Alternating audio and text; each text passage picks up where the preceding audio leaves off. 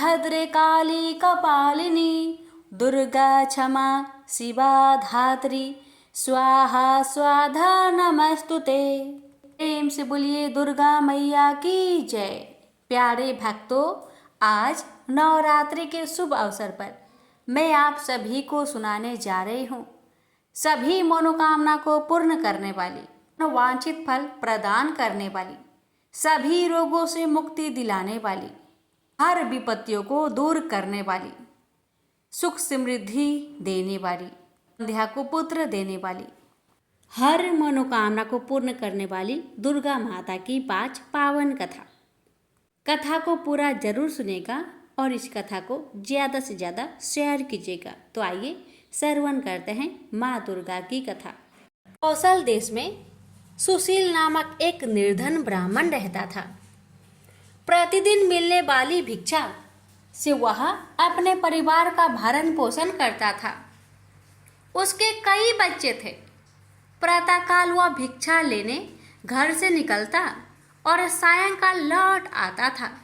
देवताओं, पितरों और अतिथियों की पूजा करने के बाद आश्रित जन को खिलाकर ही स्वयं भोजन किया करता था। इस प्रकार भिक्षा को वह भगवान का प्रसाद समझकर स्वीकार करता था। इतना दुखी होने पर भी वह दूसरों की सहायता के लिए सदैव तत्पर रहता था। यद्यपि उसके मन में अपार चिंता रहती थी, तथापि वह सदैव धर्म कर्म में लगा रहता था। अपनी इंद्रियों पर उसका पूर्ण नियंत्रण था। वह सदाचारी, धर्मात्मा और सत्यवादी था। उसके हृदय में कभी क्रोध, अहंकार और ईर्ष्या जैसे तुच्छ विचार उत्पन्न नहीं होते थे।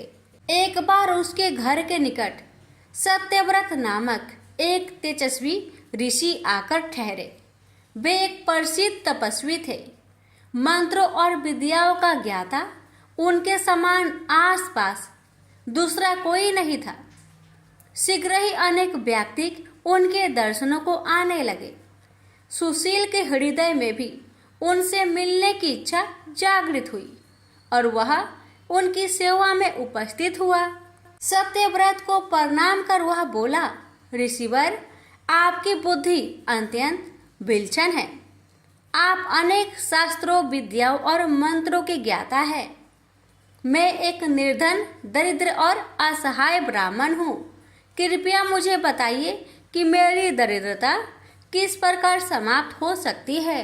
सत्यव्रत ने आगे कहा कि मुनिवर, आपसे यह पूछने का केवल इतना ही अभिप्राय है कि मुझ में कुटुंब का भरण पोषण करने की शक्ति आ जाए।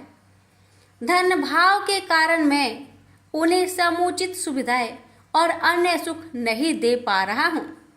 दया निधान, तप, दान, व्रत, मंत्र अथवा जब आप कोई ऐसा उपाय बताने की कष्ट करे जिससे कि मैं अपने परिवार का यथोचित भरण पोषण कर सकूं। मुझे केवल इतने ही धन का अभिलाषा है जिससे कि मेरा परिवार सुखी हो जाए। सत्यव्रत ने सुशील को भगवती दुर्गा की महिमा बताते हुए नवरात्रि व्रत करने का परामर्श दिया। सुशीला ने सत्यव्रत को अपना गुरु बनाकर उनसे मायाबीज नामक भुवनेश्वरी मंत्र की दीक्षा ली। तत्पश्चात नवरात्रि व्रत रखकर उस मंत्र का नियमित जप आरंभ कर दिया। उसने भगवती दुर्गा की श्रद्धा और भक्ति पूर्वक आराधना की।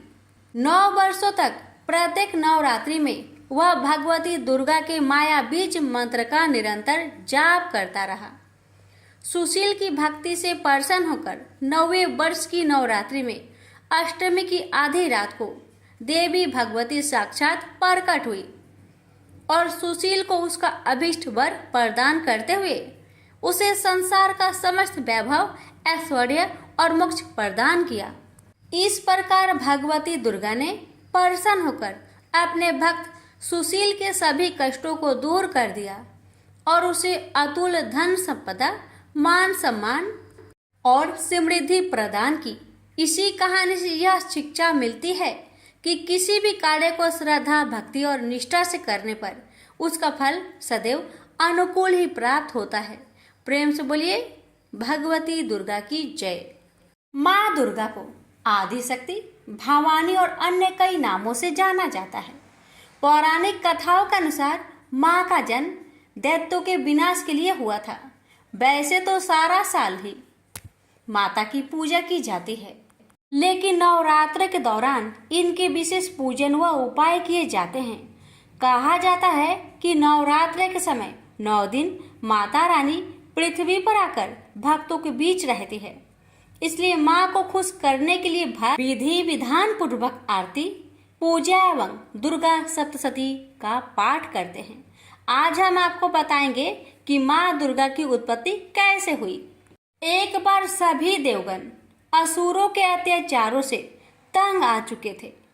तब ब्रह्मा जी ने उन्हें बताया कि दैत्यराज को यह वर मिला है कि उसकी मौत कुंवारी कन्या के हाथ से होगी। तभी सभी देवों को एक तरकीब सूझी। उन्होंने मिलकर अपनी अपनी शक्तियों से एक देवी को प्रकट किया। विभिन्न देवताओं की देह से निकले हुए तेज से ही देवी के अलग अलग अंग बने।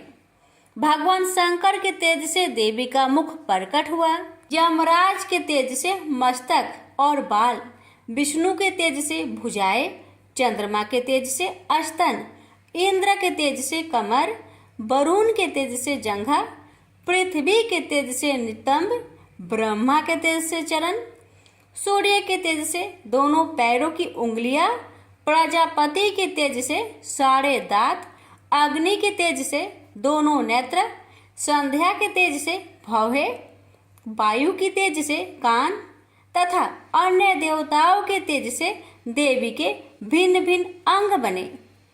फिर शिव जी ने उस महाशक्ति को अपना त्रिशूल दिया, लक्ष्मी जी ने कमल का फूल, विष्णु जी ने चक्र, अग्नि ने शक्ति व बाणों से भरे तरकस, प्रजापति ने अष्टभिक मणियों की माला, वरुण ने दिव्य शंख, हनुमान जी ने गदा, शेष नाग ने मणियों से सुशोभित नाग, इंद्र ने वज्र, भगवान राम ने धनुष, वरुण देव ने पास व तीर, ब्रह्मा ने चारों वेद तथा हिमालय पर्वत ने सवारी के लिए शेर प्रदान किया। इसके अतिरिक्त समुद्र ने बहुत उज्जवल हार, कभी न फटने वाले दिव्य वस्त्र, चूड़ामणि, 2 कुंडल, हाथों के कंगन, पैरों के नुपुर तथा अंगूठियां भेंट की। इन सब वस्तुओं को देवी ने अपनी 18 भुजाओं में धारण किया। माँ दुर्गा इस सृष्टि की आद्य शक्ति है, यानी आदि शक्ति है। पितामह ब्रह्मा जी, भगवान विष्णु और भगवान शंकर उन्हीं की शक्ति से सृष्टि की उत्पत्ति, पालन पोषण और संहार करते हैं। अन्य देवता भी उन्हीं की शक्ति से शक्तिमान होकर सारे कार्य करते हैं। माँ के इस तेज को देखकर दैत्यराज बहुत डर गया था, लेकिन देवी ने अपने शेर और शस्त्रों से मार डाला उसे।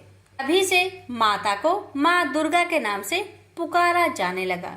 प्रेम से बोलिए दुर्गा मैया की जय। ओम गणेशाय नमः। प्यारे भक्तगणों, आज आप सभी श्रवण करेंगे माँ पार्वती की पावन कथा, और ये कथा है गौरी माता का कामदेव को श्राप देना।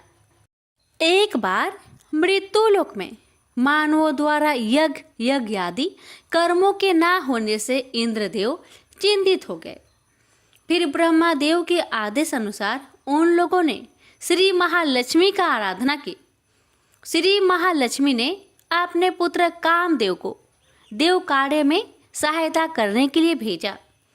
कामदेव का लोकाधिपति राजा वीरव्रत ने सैनिकों से घोर युद्ध हुआ, जिसमें कामदेव ने सबको भगा दिया। राजा वीरव्रत ने इस आपत्ति के वारांत भगवान शंकर की आराधना की।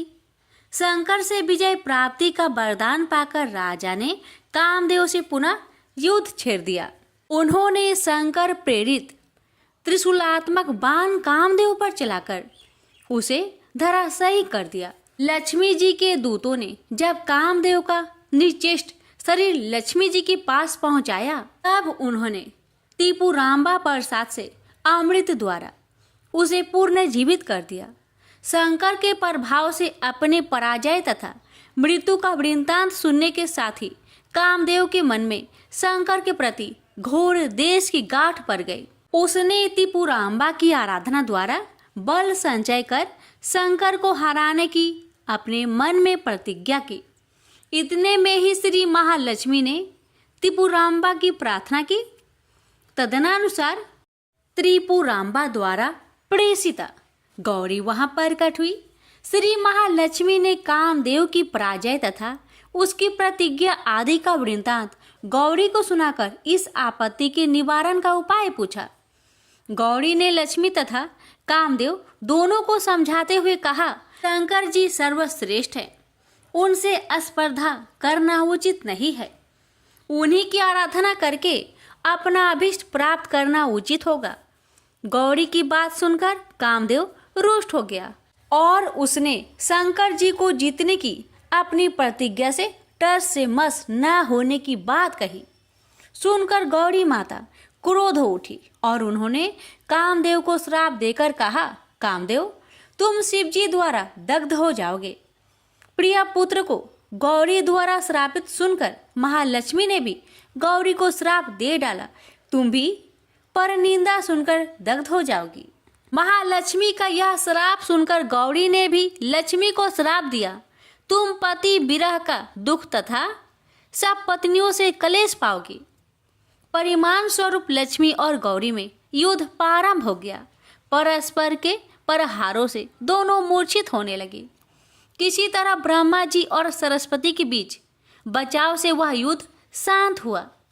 शिव जी को जीतने की अभिलाषा से कामदेव ने अपनी माता महालक्ष्मी से त्रिपुरांबा के उपदेश ग्रहण कर इंद्राचल की गुफा में बैठ आराधना आरंभ कर दी। कुछ दिन बाद त्रिपुरांबा ने प्रसन्न होकर सपने में कामदेव को अत्यंत गुप्त पंचदर्शी विद्या का उपदेश दिया। कई वर्ष तक कामदेव ने एकाग्र भाव से जगदम्बा की आराधना की। उसकी आराधना से प्रसन्न होकर भगवती ने उसे प्रत्यक्ष दर्शन देकर कहा, कामदेव आज से तुम अजय हुए। यह कहकर भगवती ने अपने धनुष सरों से धनुष तथा सर उत्पन्न कर कामदेव को सौंप दिए।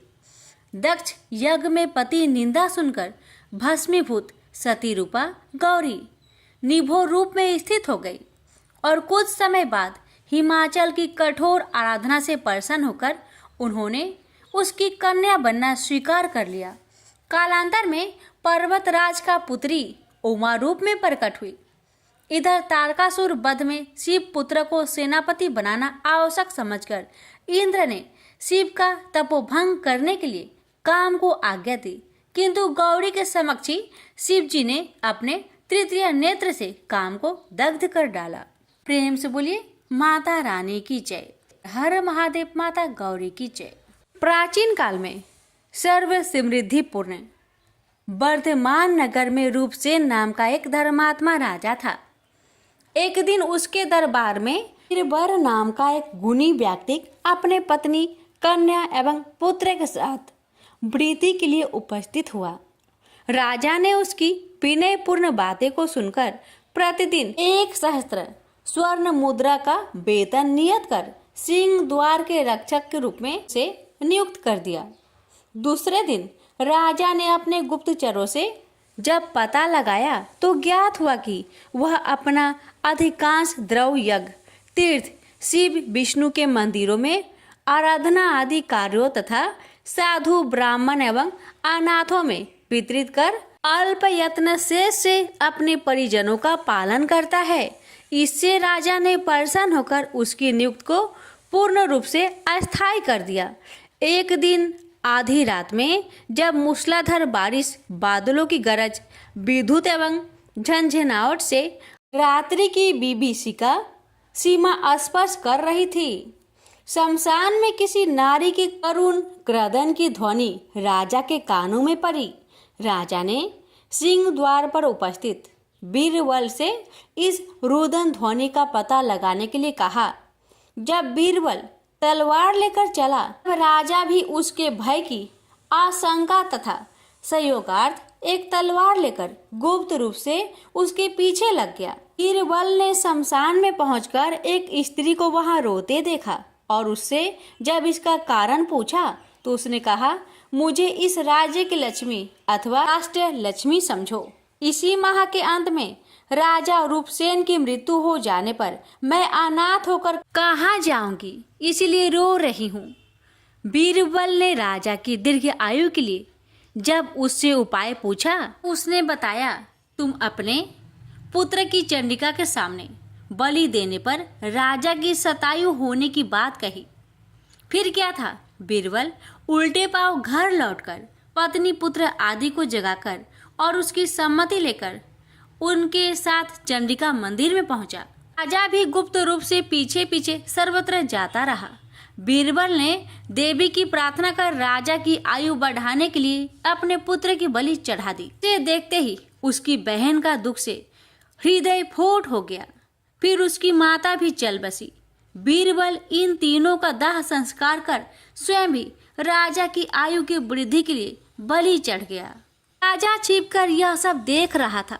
उसने देवी से प्रार्थना की, अपने जीवन को व्यर्थ बताते हुए और अपना सिर काटने के लिए उसने जैसे ही तलवार खींची, वैसे ही देवी ने प्रकट होकर उसका हाथ पकड़ लिया और वर मांगने के लिए कहा।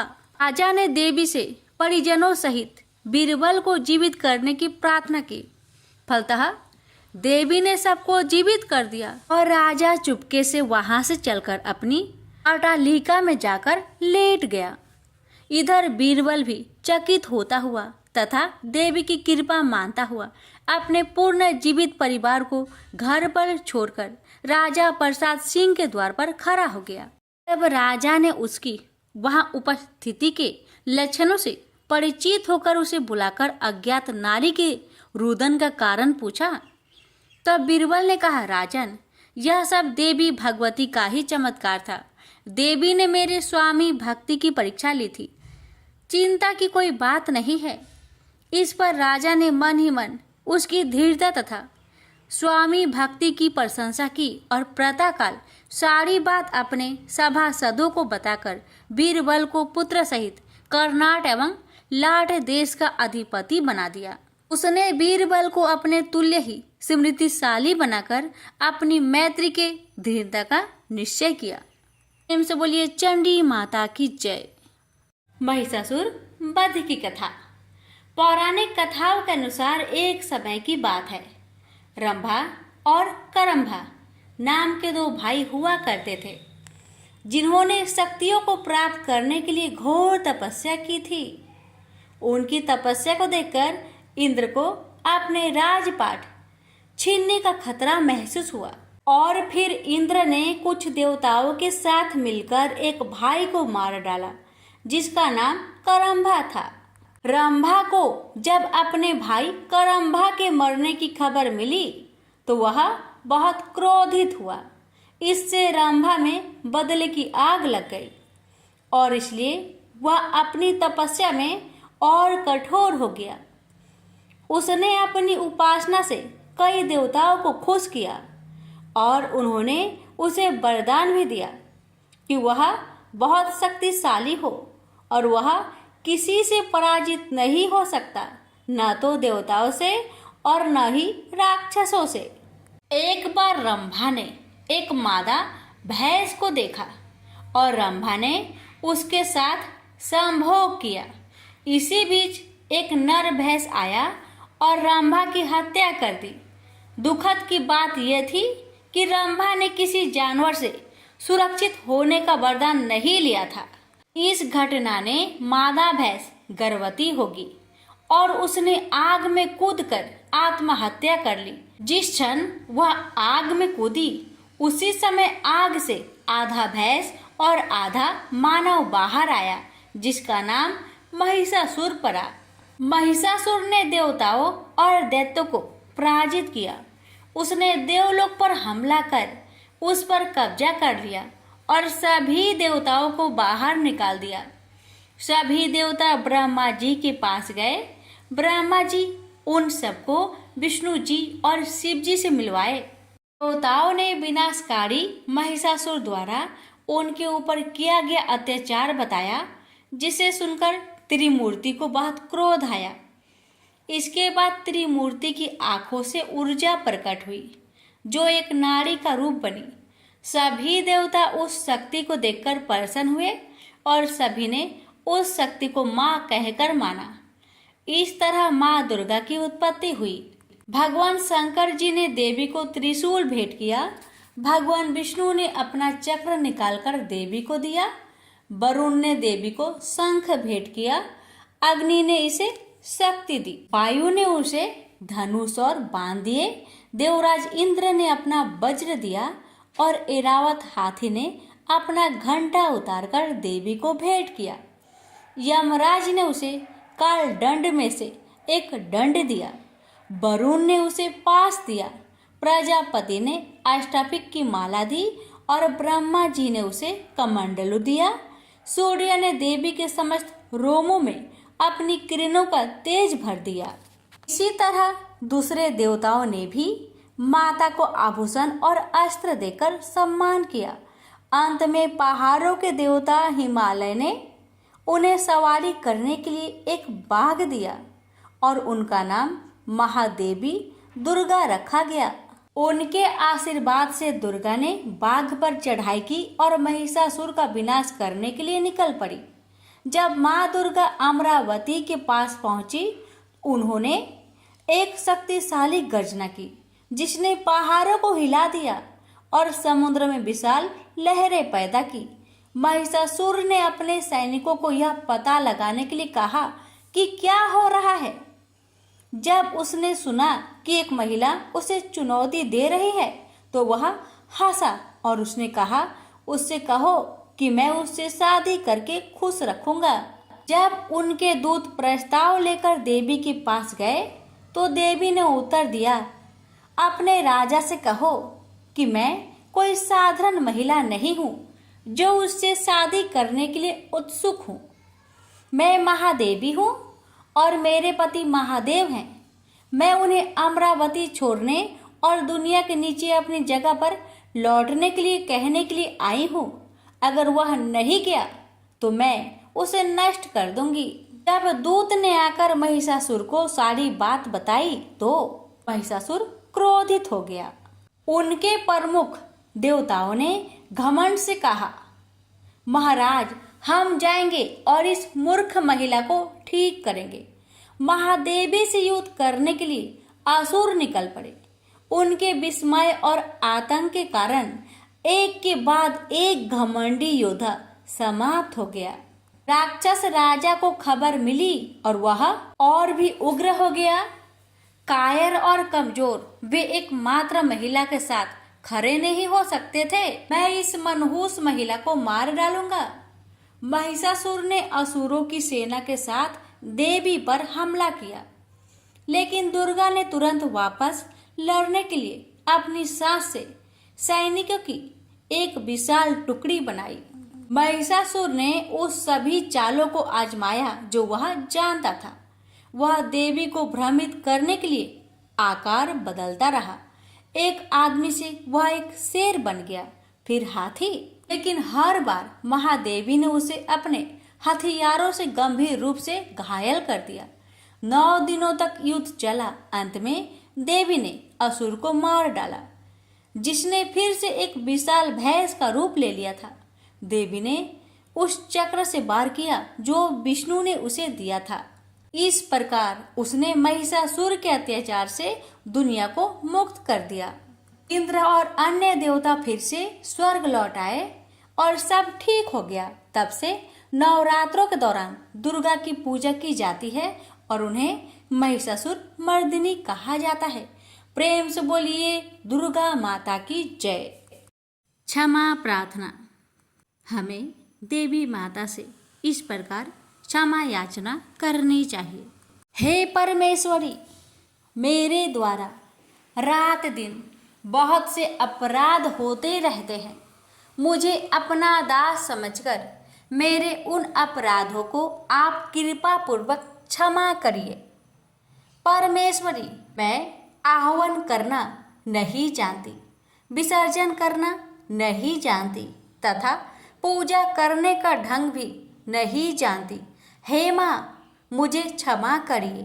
देवी सुरेश्वरी, मैंने जो मंत्रहीन ना मंत्रों को मैं जानती हूँ, क्रियाहीन ना क्रियाओं को जानती हूँ और भक्तिहीन ना भक्ति के प्रकार जानती हूँ। पूजन क्या है वह सब आपकी कृपा से पूरे हो। सैकड़ों अपराध करने के बाद भी जो आपके शरण में आके जगदम्बा कहकर पुकारता है उसे वह गति प्राप्त होती है जो ब्रह्मादि देवताओं के लिए भी पाना आसान नहीं है। जगदम्बिके, मैं अपराधी हूँ किंतु आपकी शरण में आया हूँ। इस समय दया का पात्र हूँ, आप जैसा चाहे वैसा करे। हे देवी परमेश्वरी, अज्ञानवश भूल से या बुद्धि भ्रष्ट होने के कारण मैंने जो भी न्यूनता या अधिकता कर दी हो वह सब क्षमा करें और प्रसन्न होइए। सच्चिदानंद स्वरूपा परमेश्वरी, जगत माता कामेश्वरी, आप प्रेम पूर्वक मेरी यह पूजा स्वीकार करें और मुझ पर प्रसन्न रहे। देवी सुरेश्वरी, आप गोपनीय से भी गोपनीय वस्तु की रक्षा करने वाली हैं। मेरी निवेदन किए हुए इस जप को ग्रहण करिए। आपकी कृपा से मुझे सिद्धि प्राप्त हो। इस प्रकार क्षमा प्रार्थना मंत्र के पाठ से दुर्गा माता आपके जाने अनजाने में हुए सारे अपराधों को क्षमा करेंगी और उनकी कृपा सदैव आपके ऊपर बनी रहेगी। तो प्रेम से बोलिए जगदम्बा माता की जय।